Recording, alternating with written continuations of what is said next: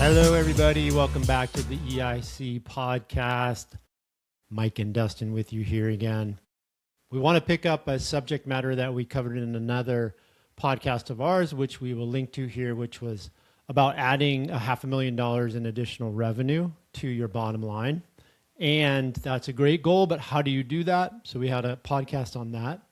We want to get more granular in this episode and talk about the specific needles that you can move in certain buckets in your digital advertising so that you can get to the $500,000 or whatever that goal might be. So you might have an incremental revenue goal that you're working towards. That's great. How are you going to get there? That's the other podcast. But also, where specifically can you work to improve in your funnel, in your digital marketing funnel, to get to where you want to go? So that's what we're covering here, basically needle movers in specific buckets within your marketing funnel. So we're going to start with the top of the funnel and increasing your click-through rate, your CTR. So Dustin, I'm going to kick it to you to throw out some ideas around that and what we do to move that needle. Just for context, as you mentioned, this comes from the media plan, and what we'll do is forecast the impressions, clicks, leads, and deals.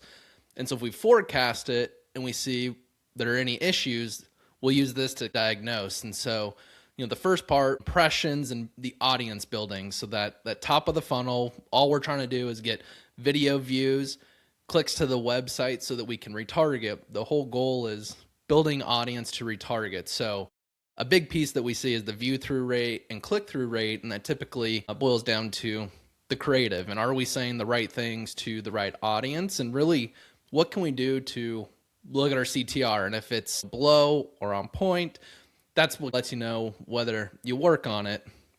The next piece is really the audience targeting. And are we targeting the right audience? And again, CTR will help show this. Are we saying the right thing to the right people? If we're hitting the wrong people, but saying the right thing or saying the right thing to the wrong people, our click-through rate's going to be much lower, our view-through rate's going to be much lower. Those are a few different areas that you'd start to look at if your click-through rate or the audience building side of it isn't performing as well as we'd forecasted. So if your bucket is leaky at the top of the funnel, you're going to see lower CTRs, and how you want to improve that with your creative or refine your audience more. Get into more audiences or different audiences to get that message in front of the right people. Cool.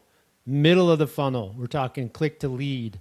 What are some needle movers in the middle of the funnel that folks can implement to get that improved? So once they have the audience, our next goal is to generate a lead, get them in the CRM. So a lot of what we'll look for are what are the calls to actions that we want people to take? Is it still learn more? Are we asking people to call us, fill out a form, message us?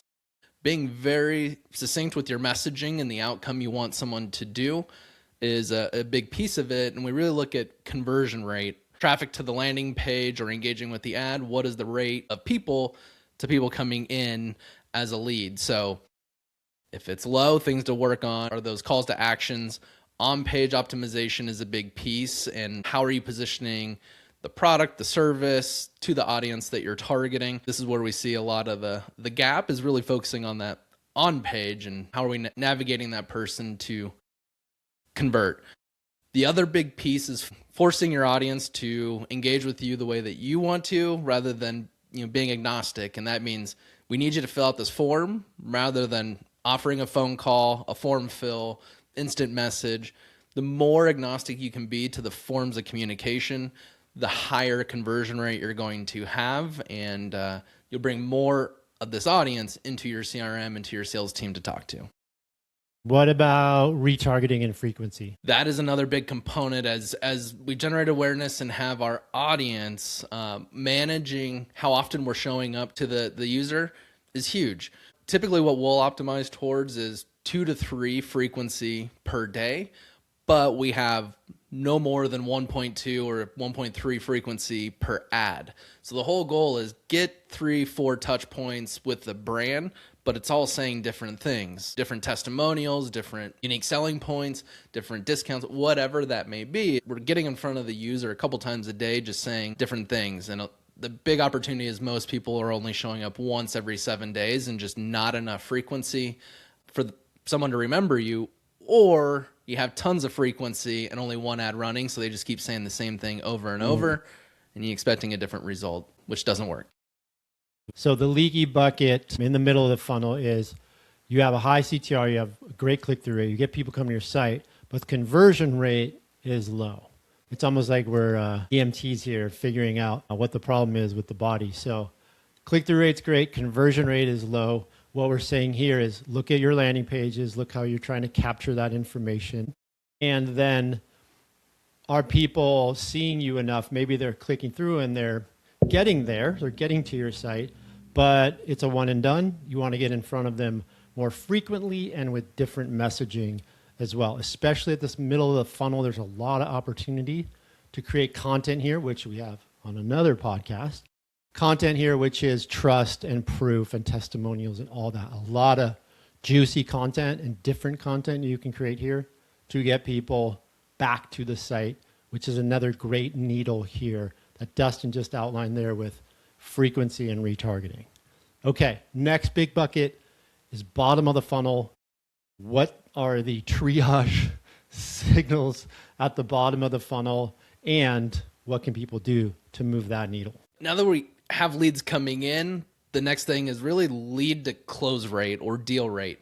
If everything is healthy, we're targeting the right people, we're communicating what the brand is, what the product or service is, typically you're going to see a 15%, 10 to 15% conversion rate from leads to deal. And it varies, but that's going to be the average. Typically what we'll see is you're either in line or you're closer to 1 to 3%. And if all the other metrics are in line, we have very strong click-through rate, strong engagement, conversion rate on page. Typically what we'll see is there's that fumble to lead to sales, or there's nothing in place to really nurture these leads, really communicate, or the testimonials, what the brand is about. But there's a leaky bucket, and when the lead comes in, to keep nurturing and communicating with them. If everything is in place and we're seeing 3-5% conversion rates, typically looking at CRM setup, what do the automations look like between email, texting, are there different touch points, and how often is your sales teams engaging with these prospects, are the things that we'll look at and bring up if that conversion rate from lead to deal is hindering.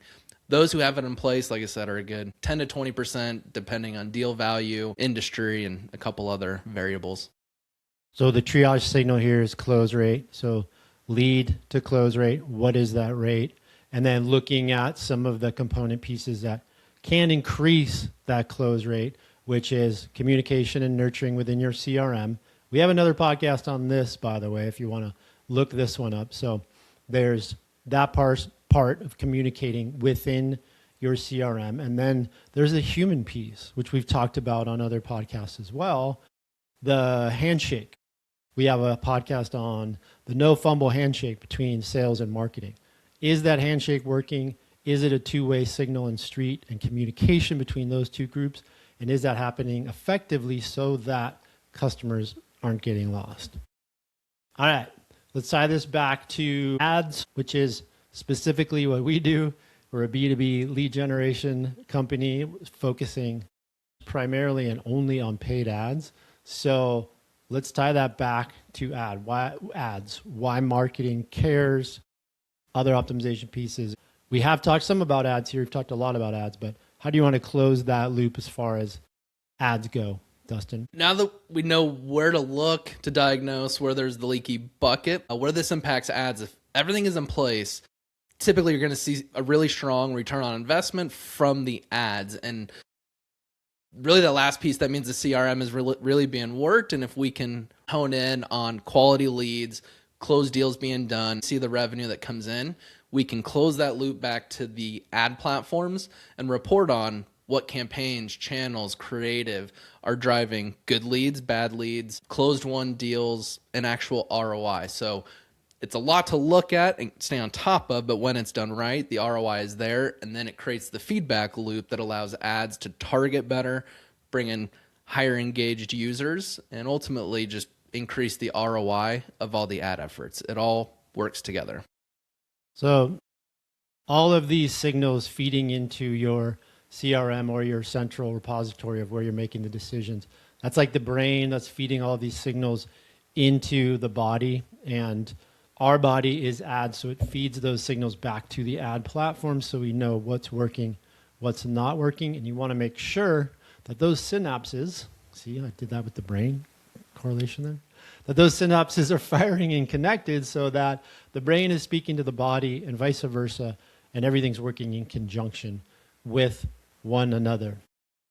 So our goal here was to point out the areas in your marketing funnel where, number one, you should look as far as metrics go to see if you're bleeding or you have a leaky bucket. And then number two, what you can do in those buckets to move those needles and get towards your revenue goal, or whatever that incremental revenue goal is, whatever that goal is, that you can reverse engineer, if you will, this whole funnel and get to where you want to go. Dustin, final word. Yeah, I mean, these are very simple, but once you do have a pulse on these three areas, it's very easy to diagnose where your efforts should be to work on bettering your marketing. So if you don't know where they are, just look at where these three are and it'll clearly point out what to work on. And if you don't, we'd love to help. Always bringing back the wisdom on the simple things, but they're not easy to do. These take time, investment, patience, if you will, and a lot of iteration. So if this is interesting to you, please click book a discovery call. Like Dustin just said, we'd love to help. Book a discovery call on site. We'll get you time with me and we can get into some of this where you maybe have gaps. You might not even have a top of the funnel set up or a bottom of the funnel or a reporting platform.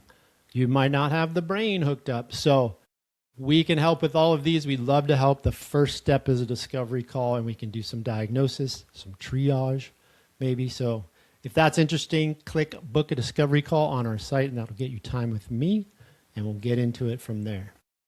Thank you for listening. We hope this was helpful. And until next time, good luck out there. We'll see you on the next episode.